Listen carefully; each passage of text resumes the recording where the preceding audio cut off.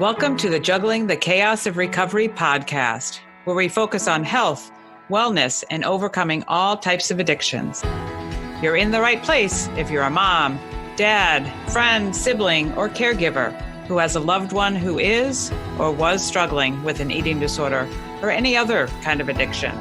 In a time when everything seems heavy, I'm here to bring you a real yet lighthearted take on what the heck we are all supposed to do with our lives while we care for our loved ones who are struggling. One thing holds true throughout it all. You can't juggle the chaos without smiling, at least a little bit. Hi, this is Moira Gorski with another episode here for the podcast. You know, it is just about the end of 2019, and so many people are talking about New Year's resolutions and the fact that we're not only ending a year, but we're ending a decade. So now we're going into a new decade. You know, it's the same talk every year, except for the decade thing. But it's the same talk that making New Year's resolutions. And quite honestly, I'm not a big fan of New Year's Eve at all. I think it's just an excuse to get silly and make mistakes and drink too much and eat too much. But what I do like is the time of the year that we get to, once all the family's gone and things are a little slower, taking time to reflect and to think about the year that is coming to an end and think about, the lessons that you've learned and also, what you'd like for the new year. I mean, it's just a new day, right? From New Year's Eve to the first day of January. I mean, it's just one day, but it is made out to be this huge, huge, big thing. But I wanted to share with you today something that I was discussing with my daughter, and then I was thinking about it myself and doing this particular exercise. Now, my daughter is currently in treatment in Arizona, so we just get a chance to talk every so often on the phone in the evening. And she mentioned to me an exercise that they did in one of their sessions, if you will, with the other girls in the house. And she said that it was called Start, Stop, and Continue. And, you can do this any time of the year, but I thought it's a really cool thing to think about as we're ending this year and then starting a new one. So I've sat down and I journaled about it and I thought about it. And so I was thinking, what could I start doing coming, into 2020? And what should I stop doing? And what should I continue? And so first off, starting. I'm starting a podcast in 2020.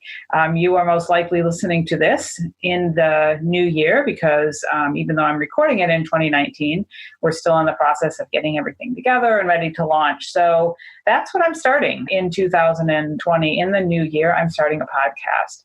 And I'm going to get a schedule. I've got a schedule made. I'm going to get the episodes recorded and I'm going to get them loaded up and launched so that I can share my story and so that I can help others and so that I can continue to learn from others.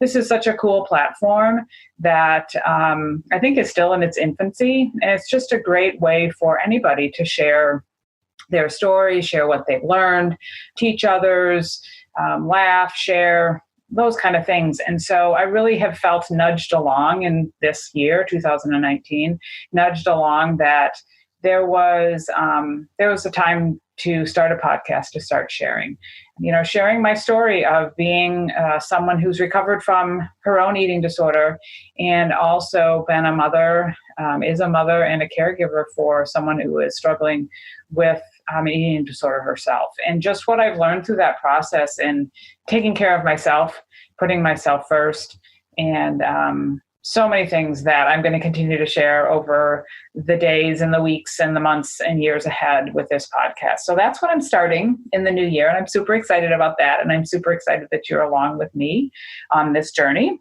Stop. So what am I going to stop? What I'm really going to work on doing is being impacted by others and taking on the emotion of others, being impacted by what other people say, what other people do. And again, taking that emotion on and letting it impact me. Now, I continue to work on this, but it is something that I continually need to do. And just really separating myself from what others are doing and what others are saying and what others might be thinking about me or saying about me or judging me with. And I think it's really hard to do that. I know it's really hard to do that myself, but it is definitely something that I continue to work on, because what I find is when I let other people's opinions and their reactions and what they say, when I let that impact me, it like steals my day. It steals my minutes of my life. It steals my day. It steals my week. Sometimes it steals my sleep. And I'm just really done with that, because it's just not worth it, right? And other people's opinion of me and you, it just doesn't matter. Really, what's important is my truth and what's important to me. And that's what's important. And so many times I know that I am impacted by what other people say. And again, just take that on. And so I'm really working on this coming year, stopping doing that, just really, again, surrendering, like just separating myself from that emotion and surrendering that. I find that when I start my day with meditation, that's a really great way to just sit in silence and, start my day off right. And then I am starting to, in the evening, just do a little bit of review of the day and kind of just putting the day away, and again, separating myself from that and saying, yes, that happened, that happened, that happened, that happened. And that's it. And now I'm going to go to bed. So again, still working on that, but I'm definitely working on stopping that and being impacted by others. And then continue. I'm excited about this too. I'm going to continue to live in the possibility of courage. Live in being the possibility of courage. The beginning of this year, 2019, which again will be last year as you're listening to this in the new year, I attend a women's circle. We meet once a month, and just for a couple of hours. But it is a sacred time, and it's a non-negotiable for me. I put it in my schedule and make sure that nothing gets scheduled in around that. And it's a beautiful, sacred time where a few women sit around a circle and we share and we really get deep and we really share and we're vulnerable. And at the beginning of the year, the gal who runs the circle, Nancy, has everyone come up with kind of their intention for the year. We do a lot of discussion about it to really make sure that it fits and that it's the right intention for the year and what that word is. And so what I came up with last year is that in 2019, that I am the possibility of courage. And I put away the idea that I'm just not good enough. And really what that means to me is that courage piece is there is so much variability in my life right now. And there's a lot of changing. And part of that is because my daughter is continuing to struggle and then recover from her eating disorder. And so there's a lot of, uncertainty there. And I'm meeting lots of people and I'm learning lots of things. And we're working on changing some things in the house. And I'm working on changing things within me and my business and my life. And so there is that variability. There's that moving around and it's not so steady all the time. And so as I talked about my intention for the year, I wanted to talk about that possibility of being courageous to stay in that uncertainty, to stay in that, again, ups and downs and changing ever so slightly and sometimes a lot, and just being courageous to sit in that and not be so controlled to say, okay, I can't change. I don't want it to change. I don't know. I'm scared of change, but just being that possibility of courage. And again, putting away the idea that I'm just not good enough. Now, that might be another chance for another podcast episode that we'll talk about kind of our past and our inner child and like those different like gremlins, if you will. A coach told me that, said call that thing that sits on your shoulder, like your inner child or your inner critic. You can call it a gremlin or an inner critic. We'll talk about that in another podcast time. But, I have had that thought so many times, and that inner critic comes up that I'm just not good enough. And I bet many of you have those same thoughts too. So that's what I was putting away the idea that I'm just not good enough. Again, something that I continue to work on daily, but really, really love the idea that in this year of 2020 and in this new decade, I'm going to continue to live in the possibility of courage and put away that idea that I'm just not good enough.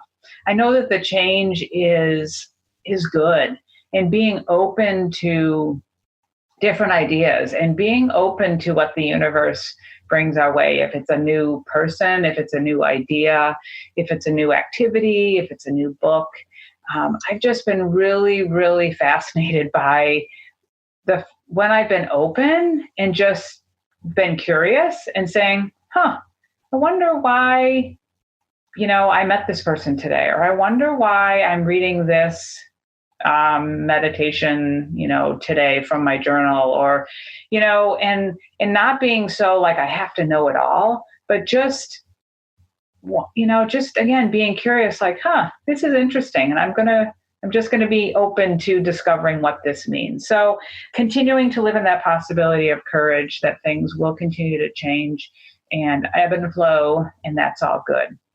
So those are my thoughts for start, stop, and continue. And I really encourage you to spend some time thinking about that as you are starting this new year out in this new decade. What are you going to start? What are you going to start doing, even if it scares you a little bit? And what are you going to stop doing? Because you just keep getting reminded that you really need to stop doing that because it's not serving you. It's not serving your greater good, your greater purpose. And then what are you going to continue? What are you going to continue with that has been serving you? And you need to continue on to have it continue to serve you or to serve others. So I really encourage you to do that. I would love to hear from you and what your start, stop, continue is. You can always contact me through Facebook at Moira Gorski. You can find me Green Gorski on Instagram, but you can just simply send me an email and I'd love to hear from you. Moira at GorskiWellness.com, GorskiWellness.com. So Moira at GorskiWellness.com. I would love to hear from you. And perhaps if you send me something, then we'll feature you on another podcast as I share different stories and people that have connected with me because of this podcast. So thanks for listening. Make 2020 a fantastic year, but don't just go into it without thinking. Spend a little bit of time thinking about what you're going to start doing, what you're going to stop doing, and what you're going to continue. And continue to juggle those balls and stand in the truth and live your best life. Thanks for joining me. Thanks for listening. Do you feel like your juggling of your chaos is just too much and you want to reclaim your life and health? I'm here to help. I offer free 30-minute consultations where I can show you simple steps to help you get back on track. If you're interested, please connect with me. You can do that simply by reaching out on Instagram and send me a DM at Green Gorski or email me at Moira at GorskiWellness.com. Moira is spelled Moyra. I look forward to hearing from you and take care.